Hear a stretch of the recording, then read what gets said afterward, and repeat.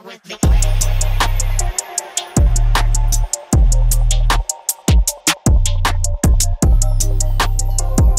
right, we've managed to grab Callum, aka Piicasa, for 2 seconds. Piicasa, not Picasso.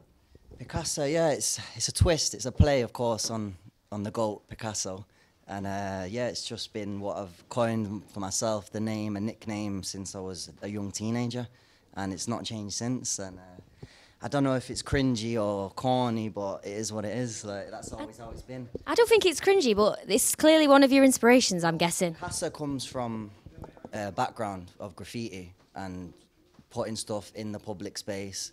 And obviously that's where the name Casa comes. When I was in school, doodling on the table and just thinking, what name do I want to write? My name's Callum, C-A-L-L. So I just thought, let me just write Casa. And at that point, I had no idea it meant house in Italian and Spanish, or home. So I was ignorant, but that's the name I chose to write for myself. And that's basically how I got this far into art, through graffiti, really. So that's where the name Casa comes. And I thought, okay, when I was young and a bit naive, but all right, I'll just call myself Piicasa, you know? Why not? I rate it. I feel like you've got to go in there with the bold statement. It could work, it could not. You know, who knows, you know? I like it. Down on it, think, are you trying to be someone else? You trying to make a spin off something else? But it is what it is. Most people know me as Callum, but you know. Everything we've done has been done before, guys. Yeah. So it is what it is. Now, I've had a good scroll through your Instagram. I've had a little look at your artwork. Very colourful. Yeah. Quite political. Well, it used to be political. A few years ago, I was very much a political artist. Like I said, I come from a graffiti background. That then merged into political art and posting that in the street to try and get a reaction. And that is what I did. I stopped doing that around 2019 because the political climate just got too much for me. Very draining. Very, I didn't know what to comment anymore. So obviously I pursued abstract art and kinetic art and colourful art since then, but it used to be political, not anymore. Basically, I'm just a bit too, it's too much for me, the whole situation. I have to avoid it. Ignorance is bliss, isn't it? You know? So you have a very emotional connection to your work then? Of course, yeah, I do. Yeah, I mean, how would you say that? Like, how? I would say that if you're, from what I've seen of yours, yeah. I think it's amazing. I love the political stuff, but I can imagine that if you're spending that much time looking at a piece of work, because obviously it's not a quick process, and it's something that you feel negatively towards, even though it's what you enjoy, it's going to be a bit of a... You're doing a painting of Boris Johnson shooting himself, and you're spending 24 hours of your life looking at his face. It's not really what you want, but... So draining. Now I'm a bit like, I'm using a non-figurative style to basically just portray what I want to do. Like, I don't want to make a political comment. I just want people to see the art for just being art and just trying to make an emotion on the colours and how it looks rather than having a narrative behind it. I've just gone away from that completely. But it might go full circle. I might go back to it. There's no rules. It's changing. Every few years, my style changes and evolves, so can only hope onwards and upwards, you know? Does that help you stay motivated? Does it keep it fresh for you? Yeah, I get bored easy. Like, I need to be busy. If I'm not busy, I'm really bored. Like, if I'm doing the same thing, I question myself. I think, how can it be better?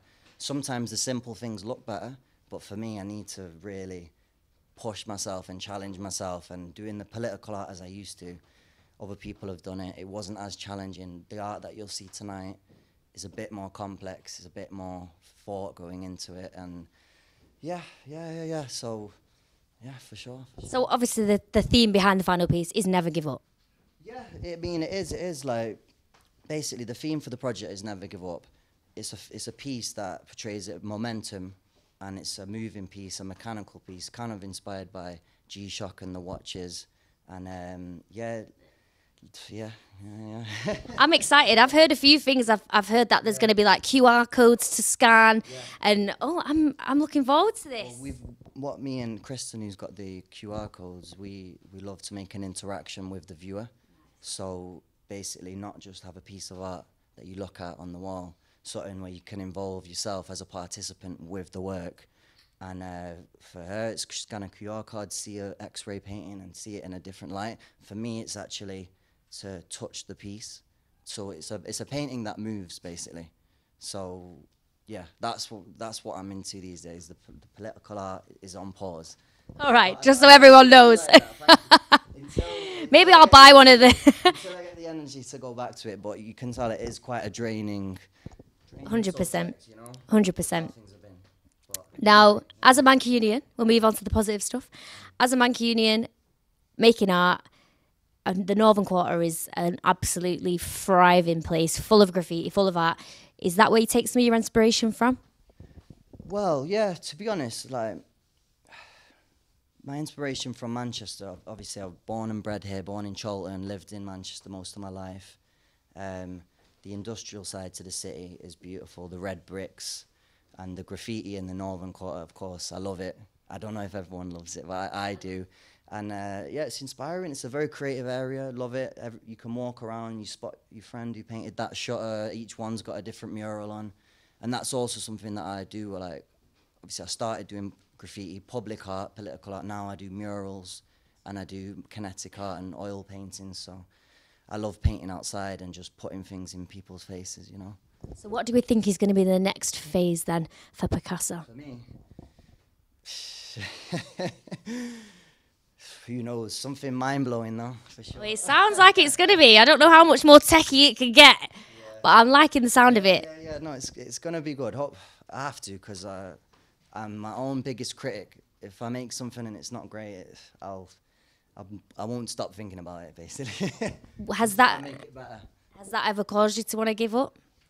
Never giving up. Like, never. Honestly, it's like a passion. It's a hobby. It's an addiction. So, yeah, I'll probably be painting when I'm about 90 if I make it there. In your bed. Love it. Thank you.